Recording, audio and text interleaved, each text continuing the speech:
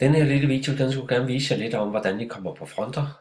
Og Fronter, det er KAERs videndelingsplatform. Det er her, vi deler dokumenter med hinanden, det vil sige fra undervisere til studerende og omvendt, men også fra administrationen, og det er også her, I kan læse lidt om nyheder. Nu skal jeg vise jer, hvordan I kommer ind på Fronter. Fronter-serveren, den er oprindeligt placeret i Oslo. Jeg skal have fat i en internetbrowser, og jeg bruger Google. Google, det er en meget stabil browser, når vi taler om at arbejde på Fronter-serveren. Jeg oppe i adresselinjen skriver fronter.com skråstreg. Nu skal vi have. Jeg sidder på en Mac-maskine med et amerikansk tastatur, så jeg skal lige have fundet mit skråstreg med det her tastatur. Den var her, og så skriver jeg KAER efter skråstreg. Så trykker jeg på Enter, så kommer jeg ind her. Og nu kan I se, at jeg er administrator på Fronter. Jeg er Fronter-administrator, og jeg har selvfølgelig koblet mit password ind. I skal logge ind ved at gå ind ved at trykke på det her link til Unilogin. Herinde taster I jeres brugernavn og password, som I har fået på det der velkomstbrev fra KAER eller på en mail. Jeg logger ind, og når I kommer ind,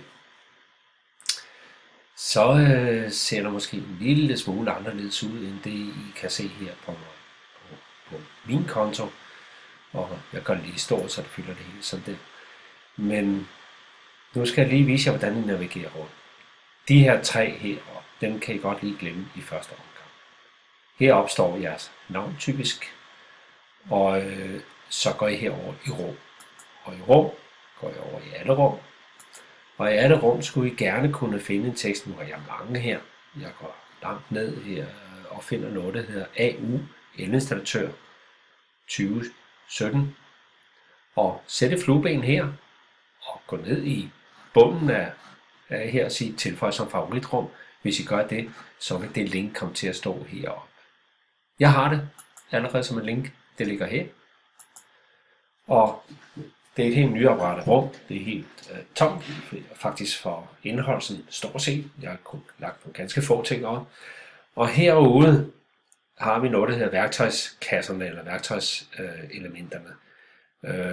Vi har skrevet modul 1, 2, 3 og 4. Jeg kunne også have skrevet fag 1, 2, 3, 4.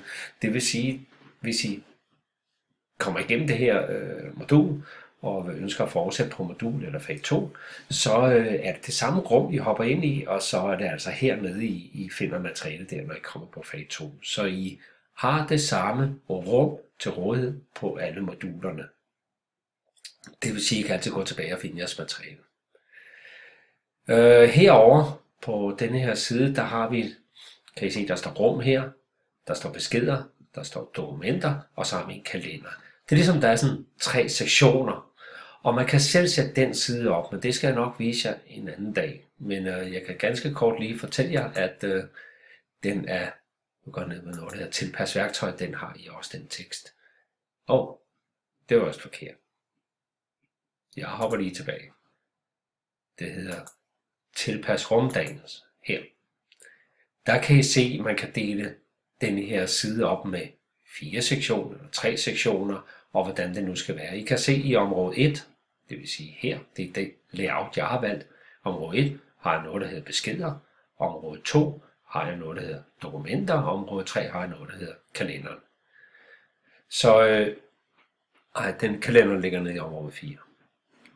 Men det skal jeg nok vise jer en anden dag.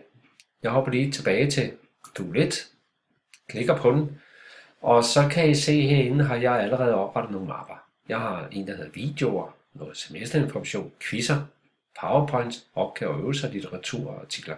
Og efterhånden som kurset skrider frem, så vil der komme mere materiale ind i den der. Nu kan jeg lige gå ind og kigge, for eksempel klikke på den der semesterinformation, og der kan I se, der er en lille vejledning til noget af det, jeg lige har gennemgået her, hvordan man kommer ind på Fronter. Og man klikker bare på linket, så åbner der et Word-dokument. Det her op, det er sådan en lille test, jeg gerne vil have til at tage, der hedder først studiestart. Og når I kommer ind der, så skal I bare svare på nogle spørgsmål, og så når I er færdige med dem, så kommer der en meddelelse, og siger send, og så får jeg dem alle sammen besvarelserne. Og så kan vi se på dem sammen, når vi mødes. Oppe i litteratur og øvelser har jeg for eksempel noget, der hedder noget, der hedder litteratur, noget, der hedder EUD-litteratur. Det er bøgerne i PDF, som I havde på hovedforløbet på jeres elektrikeruddannelse. De ligger der som PDF, og dem er I selvfølgelig velkommen til at bruge igennem jeres installatørstudie.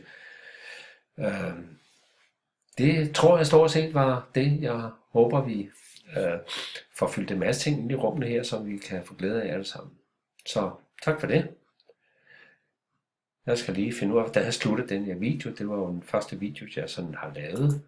Så det gør jeg her.